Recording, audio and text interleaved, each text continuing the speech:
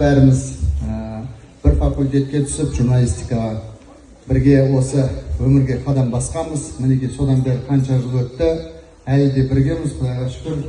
Ауыз ашсаңыз бәрімізге жақсы. Біз 75 бала түскенбіз негізі. Соның ішінде бір 30-35-тей бітірдік, іліндік соңғы дипломға.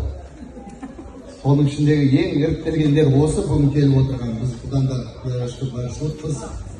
Жан-жақтан жиналдық. Астана бар арамызда, осы Алматы бар, Қаскелең бар, Райымбек бар, біраз. Перизат ал, бастысы туғаның құтты болсын, жасқа жас қосылсын, бала-шағаның қызығын көре беріңдер.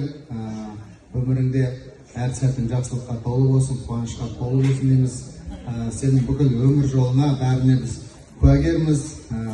Бір-біріміздің өміріміз көз алдымызда өтіп жатыр. Баршамыз осы елу деген өмірдің бір межесін біразымыз бағындырып, біразымыз енді келе жатыр. Былтыр басталған, сол биыл тағы жалғасып жатыр. Сондықтан тойдан айырмасын дейміз баршамыздан. Құрметті қонақтар, ризамыз сіздерге келгендеріңізге. Біздің енді Перизат бәріміз бірге оқығандықтан біз бір үйдің баласындаймыз, бір-бірімізді сағынып тұрамыз. Өзіміз Қазақстанның әр қиырындамыз негізі. Сонда да ешқашан байланыс үзілген жоқ.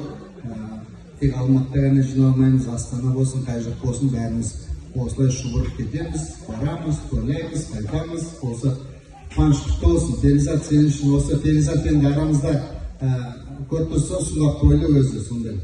Бұғызға ешкім тиіспейтін негізі. Сол студент кезде сондай нәзік, кішкентай бәрі.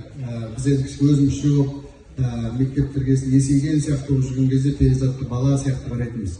Сол қалпында деп ойлаймыз, әлі де кішкентай біздің Перизатымыз құтты болсын, жасыңа жас болсын. Ризамыз саған. Рахмет.